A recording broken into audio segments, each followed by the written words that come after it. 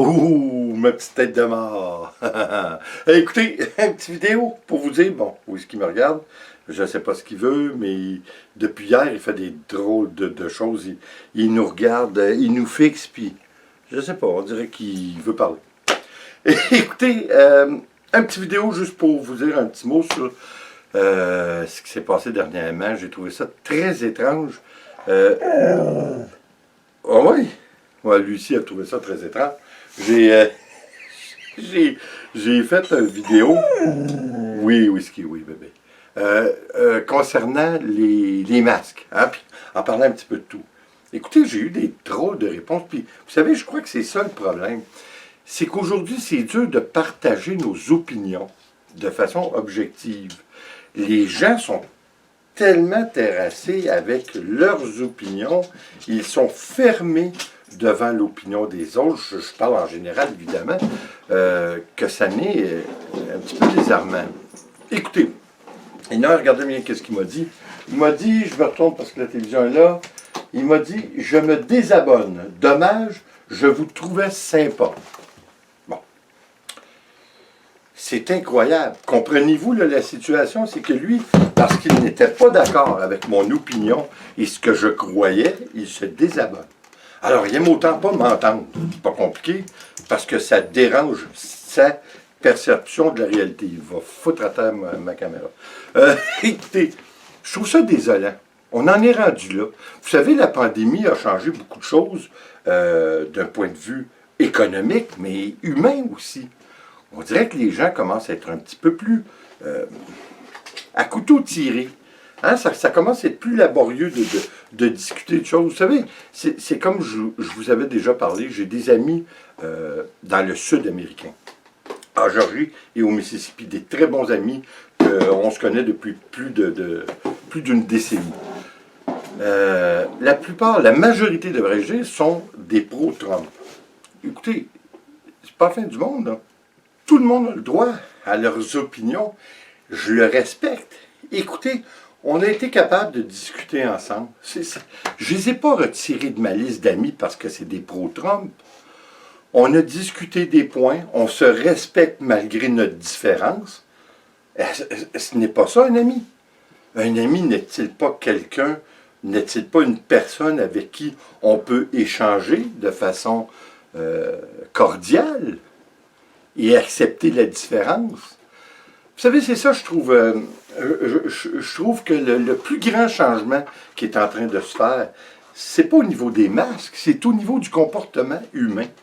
On est en train de perdre, il y a tellement de diversité, il y a tellement, écoutez, j'essaie de trouver le mot vraiment pour exprimer ce que je ressens, et puis, oui, il y a de la diversité, mais je crois qu'il y a tellement de choses qui sont véhiculées sur les médias sociaux, que ce n'est aberrant. Ça n'a aucun sens. Vous savez, c'est à ne plus rien y comprendre. Alors, on essaie de vérifier ce qui est vérifiable, et ce qui n'est pas vérifiable, on ne le vérifie pas. Mais on ne peut pas le vérifier. Mais écoutez, qu'est-ce qui arrive? C'est que je trouve, pour ma part, quand on me dit quelque chose, je tente de rester objectif. Je vous dirais que, après ma barre, je suis contre Trump. Je ne suis pas contre les personnes qui le suivent. Je suis contre l'être humain et la personne et l'idéologie qu'il représente. Ça ne veut pas dire que je suis contre ceux qui le supportent. Ils ont chacun leur raison pour le supporter. Comme une de mes amies m'avait déjà dit, qui reste dans le Sud encore une fois, elle m'avait dit, écoute, je lui avais demandé, pourquoi tu votes pour Trump? Elle dit, on est écœurés de la politique conventionnelle, des politiciens conventionnels. Puis lui, il sort du moule.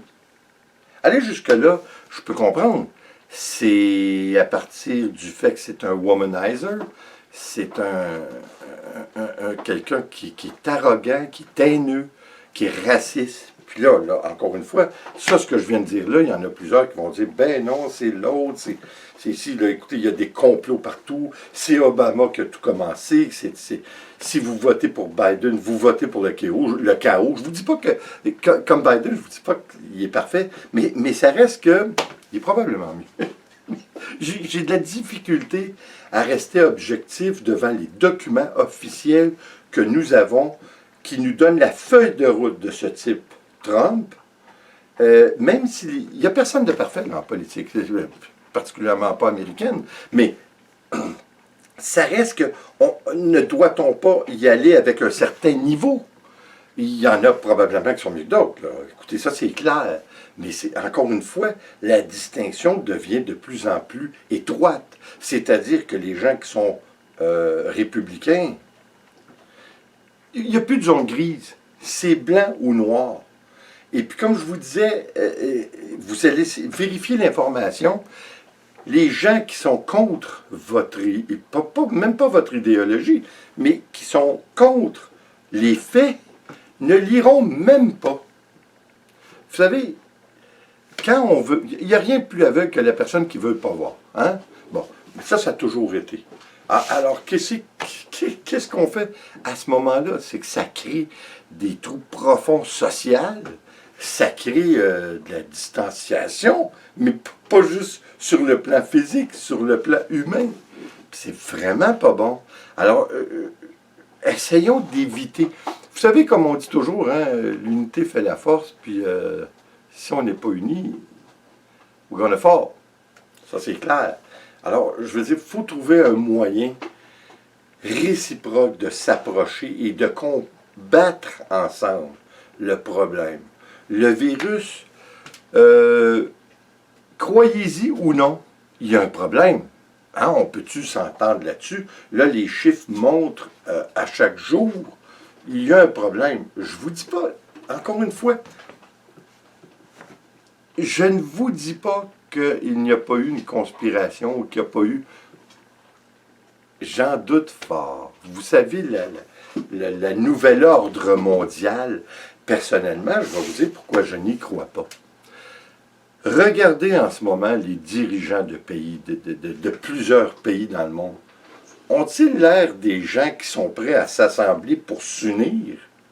Loin de là. La Chine, depuis plusieurs années, construise des îles dans les mers près de leur territoire pour justement agrandir leur territoire et ils y mettent des bases militaires. C'est pas pour s'unir aux Américains, c'est pas pour s'unir à l'Occident. Je veux dire, à un moment donné, il faut réfléchir. Vous savez, le nouvel ordre mondial, ça se parle depuis les années 1500. C'est pas nouveau. Mais à force d'en parler, les gens croient que c'est quelque chose qui va se passer. Vous savez, c'est comme Bill Gates. Il y a du bashing contre Bill Gates, c'est incroyable. Moi, pour moi, je ne suis pas certain, mais je crois que c'est plus de la jalousie. Pour une fois, c'est un Américain qui a de l'argent et qui fait fructifier son argent, mais à certaines occasions pour le bien de l'humanité. Il cherche à faire du bon. Encore là, c'est mon opinion. Mais je crois que si vous regardez les documents, des documents officiels, ça semble aller dans le même sens. Que fait-on? Que fait-on pour... Encore une fois, les dirigeants de ce monde ne sont pas prêts à s'unir. Ça, je n'y crois pas. Tout le monde veut tenir au pouvoir. Tout le monde veut le contrôler, leur pouvoir qu'ils ont dans leur petit monde à eux. Ils ne sont pas prêts à partager ça. Là. Voyons, écoutez, c'est la même chose avec tous les dictateurs. Combien vous avez de dictateurs? Pensez-vous que des dictateurs dans ce monde, puis vous en avez probablement des dizaines et des dizaines, pensez-vous qu'ils sont prêts à partager le pouvoir, la mainmise qu'ils ont sur le contrôle de leur peuple? On peut aller loin avec ça, mais écoutez, Trump, est-ce que c'est un dictateur ou est-ce que c'est un dictateur à venir? C'est délicat, vous savez, parce qu'encore une fois, peu importe que vous croyez Trump ou non, les élections américaines peuvent changer la face du monde. Est-ce que Trump va accepter le vote s'il n'est pas en sa faveur? J'en doute. S'il n'accepte pas ce vote, est-ce que les gens vont être prêts à prendre les armes pour protéger leur leader, qui est Trump, à la Maison-Blanche? C'est à voir, c'est à voir. Nous, ici, on a une amie connais quelqu'un, supposément qui travaille au gouvernement, et la deuxième vague a été établie depuis longtemps pour la pandémie, ici, en fait, je vous parle au Québec, et la date serait le 25 septembre. On va le voir dans pas longtemps. Hein? On va voir si c'est vrai ou non. Alors ça, c'est du vérifié. C'est-à-dire, ça va être du vérifiable. Hein? Écoutez, essayons de s'unir et puis de pas tomber dans la déchéance de la séparation. On est en train de tomber sous les effets de la conspiration. Et puis ça, j'ai bien peur que ça va être désolant, encore autant pour l'humanité que le virus lui-même. Je crois qu'il peut faire plus de ravages. La haine qui se produit, les gens qui... Écoutez, on est rendu qu'on ne pouvait pas parler de religion en famille, on ne pouvait pas parler de politique, maintenant on ne pourra pas parler de virus. C'est quoi, là? C'est quoi? Puis dans tout ça, là, est-ce qu'on n'oublie pas un petit peu le climat et tout ce qui est en train de se passer par Mère Nature, qui semble se rebiffer? Je veux dire, à un moment donné, il va falloir essayer de rester ouvert et de ne pas avoir la vision d'un cheval. Essayer d'être plus large un peu que de mettre nos... Hein? Bon, en tout cas, vous savez ce que je veux dire.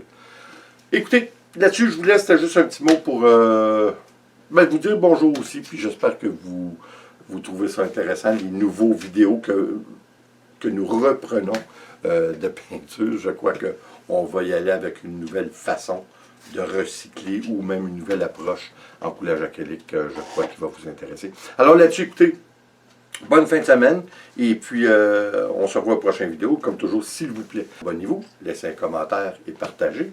C'est toujours apprécié. En mon nom, Nicolas Whisky, je vous dis attention à vous, et puis on se revoit aux prochaines vidéos.